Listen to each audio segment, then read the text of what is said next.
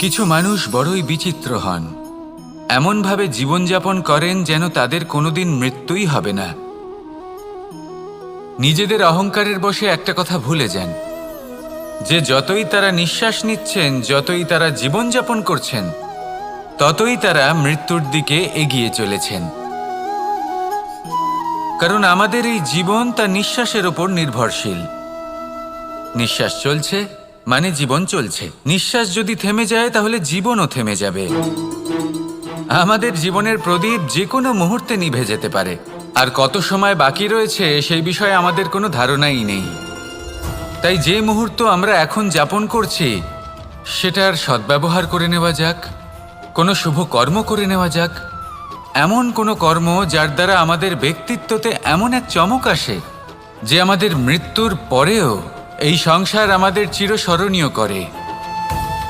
কারণ একটা কথা ঠিক, মৃত্যু হলো একটা অটল সত্য, তাকে মেনে নিতেই হবে, স্মরণীয় করে রাখতেই হবে। যে সময় আছে তার সদ্ব্যবহার করুন আর আমার সাথে ভালোবেসে বলুন রাধা রাধা। যদি কোনো সিংহ বানরের মতো গাছে চড়তে চেষ্টা করে তাহলে কি হবে? একটা মাছ যদি মাটিতে হাঁটতে চেষ্টা করে তাহলে কি হবে? তারা বিফলই হবে। কিন্তু এরকম কেন হয়? তার কারণ হলো প্রকৃতির রচনা কিছুটা এরকম। এখানে প্রত্যেকটি ব্যক্তিকে, প্রত্যেকটি প্রাণীকে আলাদা আলাদা গুণের অধিকারী করা হয়েছে এবং সকলকে একটা সীমাও প্রদান করা হয়েছে। এবার এই যে বৃক্ষ, পশু, পাখি, এদের মধ্যে সেই ক্ষমতাই নেই যে এরা নিজেদের যাচাই করতে পারবে, নিজেদের সীমাগুলো বুঝতে পারবে, নিজেদের সদ্গুণগুলো চিনতে পারবে। এরা সেটা করতে পারবে না। কিন্তু মানুষ তো আলাদা। মানুষের কাছে সেই বিশেষ শক্তি আছে যে তারা পূর্ণরূপে নিজেদের যাচাই করতে পারবে, নিজেকে পূর্ণরূপে বুঝতে পারবে, নিজের দোষ, নিজের অপগুণ, নিজের সদ্গুণ, নিজেদের সীমাগুলো তারা বুঝতে পারবে। আর এটা অত্যন্ত গুরুত্বপূর্ণ। কথায় আছে যে যদি সাফল্য লাভ করতে হয় তাহলে নিজেকে যাচাই করে নিতে হবে। তাই নিজেকে যাচাই করুন, নিজের সাথে পরিচিত হয়ে যান এবং জীবনে কর্ম করতে থাকুন। সাফল্যের শিখরে অবশ্যই পৌঁছে যাবেন। আর ওখানে যদি যান তাহলে এই মন প্রসন্ন হয়ে অবশ্যই বলবে রাধা রাধা। মানুষের জীবনে সবসময় কিছু না কিছু ঘটে চলেছে। কখনো ভালো কিছু ঘটে, আবার কখনো দুর্ঘটনা ঘটে। এবার যখনই কোনো দুর্ঘটনা ঘটে মানুষ ঈশ্বরের কাছে প্রার্থনা করে যে হে ঈশ্বর, আমাকে রক্ষা করুন, এই বিপদ থেকে আমাকে উদ্ধার করুন। বা সে সেই সমস্ত দোষ চাপিয়ে দেয় নিজের প্রারব্ধ, নিজের ভাগ্যের ওপর। কিন্তু যদি আপনি গভীরভাবে ভাবেন তাহলে প্রত্যেক দুর্ঘটনা, বাধা এবং বিপদ আপনার জীবনে শুধু একটাই উদ্দেশ্য নিয়ে আসে, আপনাকে আরও যোগ্য করে তোলার জন্য। যদি আপনাদের একটা উদাহরণ দিই, বর্ষার ঋতুতে যখন প্রচণ্ড মাত্রায় বৃষ্টি পড়ে, ছাদ থেকে জল পড়তে থাকে, তখন আপনি নিশ্চিত করে নেন, স্থির করে নেন যে এবার আমি এই ছাদকে নতুন করে বানিয়ে তুলব, আরও শক্তিশালী বানিয়ে তুলব, আরও দৃঢ় বানাবো। আপনার জীবনে যখন কোনো অসুখ করে, তারপর আপনি জীবনে আরও সাবধানী হয়ে যান, আরও সতর্ক হয়ে যান, স্থির করে নেন যে এটা যেন দ্বিতীয়বার না হয়। ঠিক কিনা? এই বিপদ, এই দুর্ঘটনা, এই সংকট, এগুলো জীবনে আসবে আপনাকে আরও শ্রেষ্ঠ করে তোলার জন্য। এবার এটা আপনার ওপর। আপনি একে ভাগ্যের পরিহাস বলে মনে করবেন, নাকি ঈশ্বরের সংকেত মনে করবেন যিনি আপনাকে আরও শ্রেষ্ঠ করে তুলতে চান? সিদ্ধান্ত আপনারই। আসুন আর আমার সাথে ভালোবেসে বলুন রাধা রাধা। আমাদের জীবনে যখনই আমরা কোনো বড় দায়িত্বের সম্মুখীন হই তখন আমরা তার থেকে দূরে পালাই, আর এই অজুহাত দিই যে না না, এত বেশি ভার বহন করার যোগ্যতা আমার নেই, আমি করতেই পারবো না। দেখুন, এই সংসারে ভিন্ন ভিন্ন ধরনের গাছ আছে, ছোট গাছ, বড় গাছ, কিন্তু বটগাছের মতো বড় এবং নিবিড় গাছ আর একটাও নেই।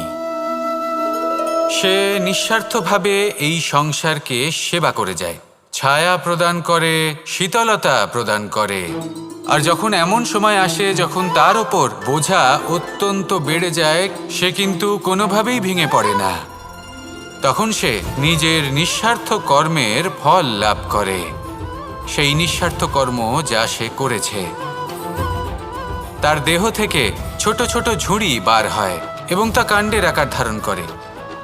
সেই কাণ্ড মাটির কাছে পৌঁছয় এবং তারপর তা বটগাছের সহায়ক হয়ে ওঠে। সে ভেঙে পড়ে যায় না।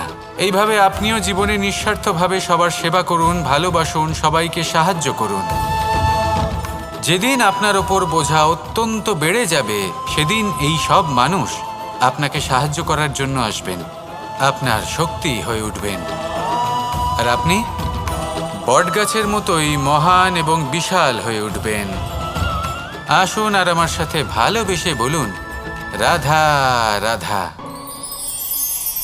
আমাদের মধ্যে বেশিরভাগ মানুষ কোনো না কোনো মহাশক্তির উপস্থিতিকে বিশ্বাস করেন। আমরা মনে করি যে এ হলো সেই মহাশক্তি যার প্রভাব, যার কৃপা চিরকাল আমাদের উপর বজায় থাকে। আমাদের কর্মের ওপর, কর্মফলের ওপর চিরকাল তার দৃষ্টি থাকে। আমাদের মধ্যে কেউ একে ঈশ্বর মনে করেন, কেউ বা প্রকৃতি মনে করেন, বা কেউ কোনো গৃহপালিত পশুর মধ্যে মহাশক্তির দর্শন লাভ করেন, বা কেউ কোনো বস্তুর মধ্যে। প্রত্যেকের নিজস্ব বিশ্বাস আছে, কিন্তু সেই শক্তির থেকে আশীর্বাদ লাভের জন্য বা কোনো ইচ্ছে পূরণের জন্য আমরা কখনো না কখনো মন্দিরে যাই।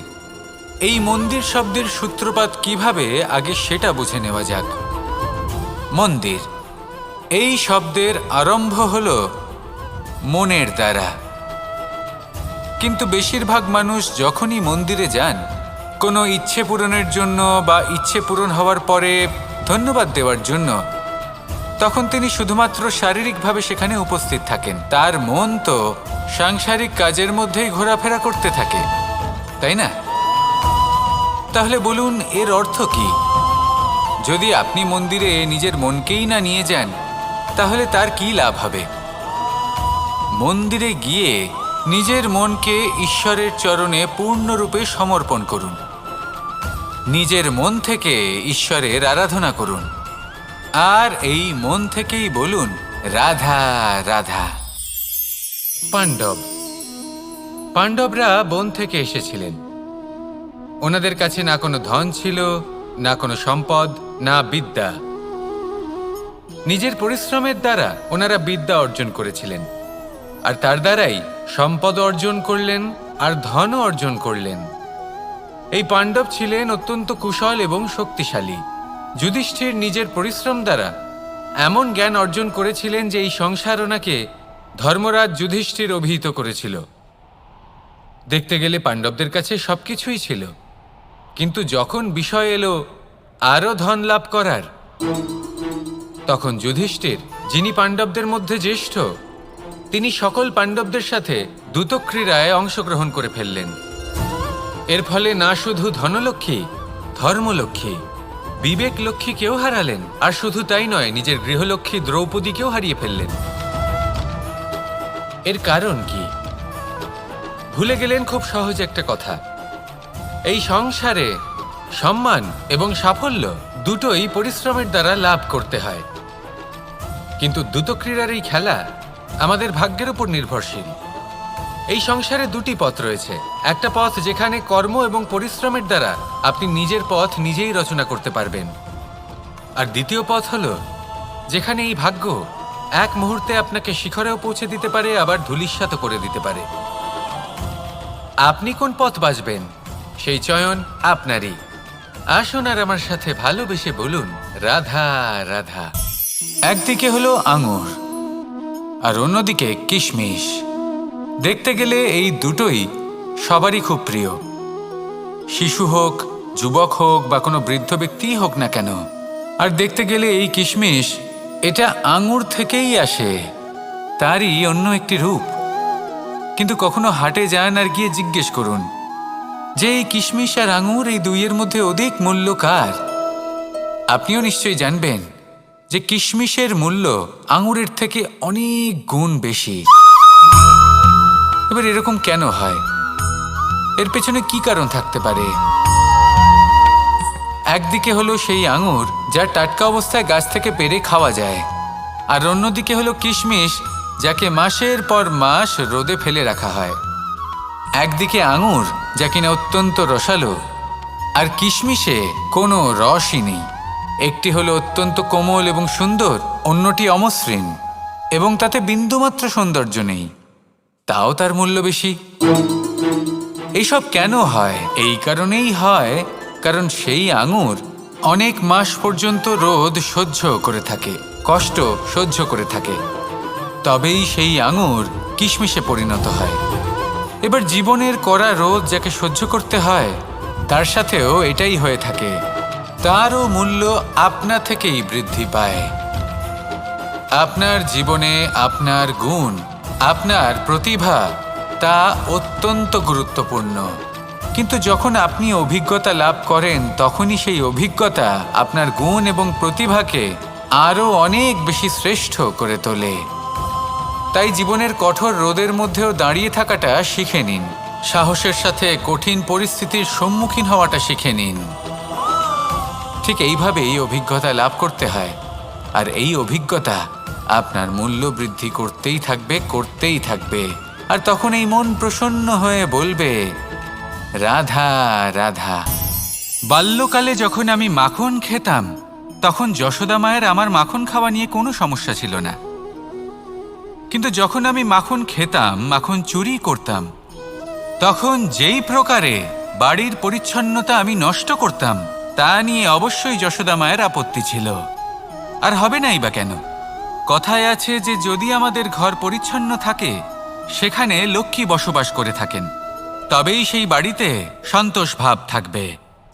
সেই জন্যই আমাদের যশোদা মা পরিশ্রম করে বাড়ির ভেতর এবং বাড়ির বাহির সবসময় পরিচ্ছন্ন করে রাখতেন। এবার যেইভাবে আমাদের বাড়ি, যেখানে আমাদের পরিবার বসবাস করতেন, সেইভাবেই আমাদের শরীর আর আমাদের আত্মা রয়েছে, যাতে আমরা বসবাস করি। একেও স্বচ্ছ রাখা প্রয়োজনীয়। এবার স্বচ্ছ কিভাবে রাখা যায়? শুধু বাহ্যিক পরিচ্ছন্নতা আর প্রসাধন দ্বারা তা সম্ভব হবে না। জীবনে কিছু কটু অভিজ্ঞতা আমাদের সকলের থাকে। সেই কটু অভিজ্ঞতাগুলির কারণে আমাদের মন, আমাদের আত্মা মলিন হয়ে যায়। এই মালিন্য থেকে আমাদের আত্মাকে মুক্ত করা অত্যন্ত প্রয়োজনীয়। এই স্বচ্ছতা অত্যন্ত প্রয়োজনীয়। আর আমাদের এই মন মালিন্য থেকে মুক্ত হতে পারে শুধুমাত্র প্রেম এবং করুণার দ্বারা। তাই সকলকে ভালোবাসতে থাকুন আর মনের মধ্যে করুণার বোধ জাগ্রত করুন। কারণ যেইভাবে বাড়ি পরিষ্কার থাকলে তাতে লক্ষ্মী বসবাস করেন, সন্তোষবোধ বজায় থাকে, সেইভাবেই যদি মন স্বচ্ছ থাকে, তাহলে তাতে সন্তোষও থাকবে, শান্তিও থাকবে।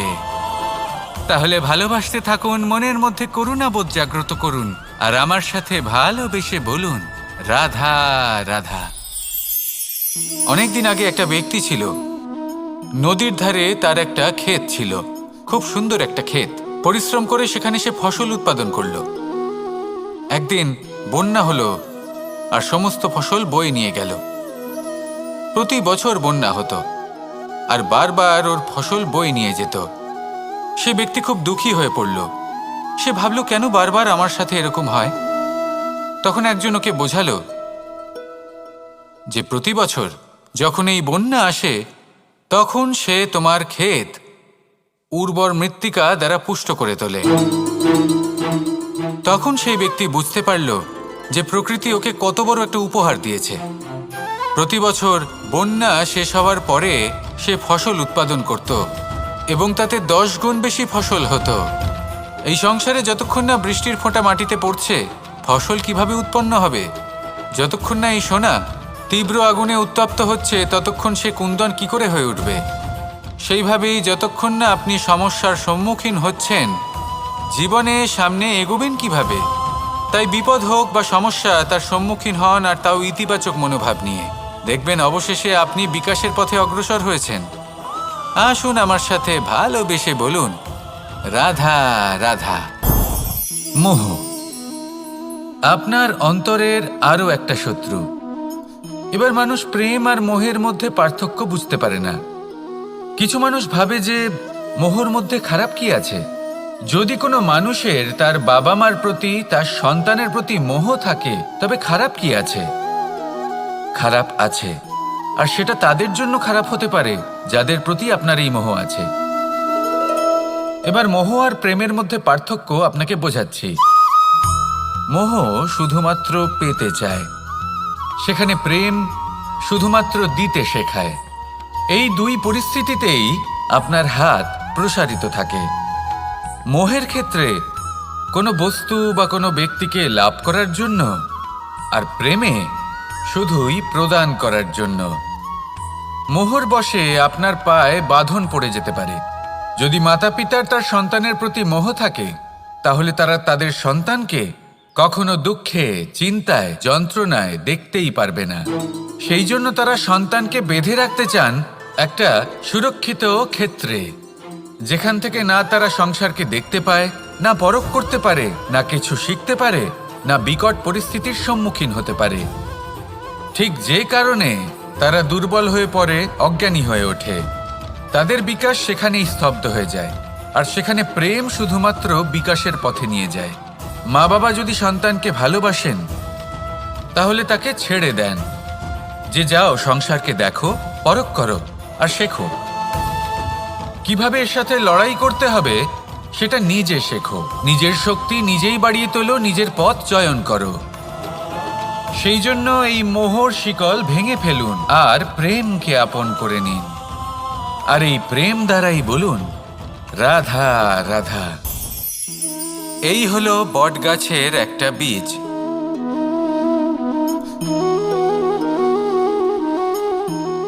চলুন এটা রোপণ করা যাক। একটু জল দেওয়া যাক। এবার এখানে একটা বিশাল বটবৃক্ষ উৎপন্ন হবে। কিন্তু কিভাবে? এতে কে সাহায্য করবে? এটা সম্ভব কে করে দেখাবে? প্রকৃতি। আগে হ্যাঁ, এই সংসারে যা কিছু উৎপন্ন হয়, যা কিছু নষ্ট হয়, তার জন্য প্রকৃতি দায়ী হন। এই প্রকৃতির কারণেই তো রৌদ্র আসে, প্রকৃতির কারণেই বৃষ্টি হয়, জল পাওয়া যায়। তার কারণেই এই বটের বীজ তা এক বিশাল বটবৃক্ষে পরিণত হবে। কিন্তু একজন মানুষকে দেখুন, মানুষ বলবে এই বৃক্ষে আমার অধিকার রয়েছে। কেন? কারণ আমি এই বীজ বপন করেছি। এবার সমস্ত কাজ প্রকৃতি করবে আর সমস্ত শ্রেয় মানুষ নিয়ে যাবে। এটা কি উচিত? কখনোই নয়। এবার এর উত্তর প্রকৃতিতেই লুকোনো আছে। কখনো কোনো পাখিও এই বীজ রোপণ করে, সেখানে বৃক্ষ উৎপন্ন হয়, তাতে ফল আসে। সেই পাখি সেই ফল খায়, কিন্তু সেখানকার বাকি পাখি এবং প্রাণীদের সেই ফল খেতে বারণ করে না। সেই বৃক্ষের ওপর নিজের অধিকার প্রমাণ করতে চেষ্টা করে না, সবার মধ্যে ভাগ করে দেয়। আর এটাই আমাদেরও করা উচিত। যা প্রকৃতি থেকে আসছে তা আবার প্রকৃতিতেই ফিরে যেতে দিন। এটা অত্যন্ত প্রয়োজনীয়। পাখিদের মতো হতে চেষ্টা করুন, তবেই আপনার এই মন আকাশে উড়তে থাকবে আর সুপ্রসন্ন হয়ে বলবে, রাধা রাধা। আমরা সবাই প্রকাশের অনুগামী। সূর্যের থেকে আমরা প্রকাশ লাভ করি এবং সেই প্রকাশের কারণে আমরা সবকিছু দেখতে পাই। আর হয়তো সেই জন্য আমরা সূর্যকে এত মান্য করি, তাকে সম্মান করি, তাকে পুজো করি। কিন্তু এই সংসারে শুধুমাত্র সূর্যই কি আছেন যিনি প্রকাশের উৎস? না। যখন সূর্যাস্ত হয় তখন কি হয়? তখন চন্দ্রমা প্রকাশ দিয়ে থাকেন, উনি আমাদের পথ দেখান। আর যখন চন্দ্রমা থাকেন না তখন কি হয়? তখন আমাদের গৃহ প্রকাশময় করে তোলে ছোট্ট একটা প্রদীপ। অর্থাৎ আকার বা নাম গুরুত্বপূর্ণ নয়, গুরুত্বপূর্ণ হলো গুণ।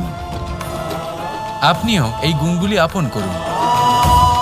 চন্দ্রমা বা প্রদীপের মতো সূর্যের অনুপস্থিতিতেও প্রকাশের কিরণ ছড়িয়ে দিন। সৎপথে চলুন আর আমার সাথে ভালোবেসে বলুন, রাধা রাধা।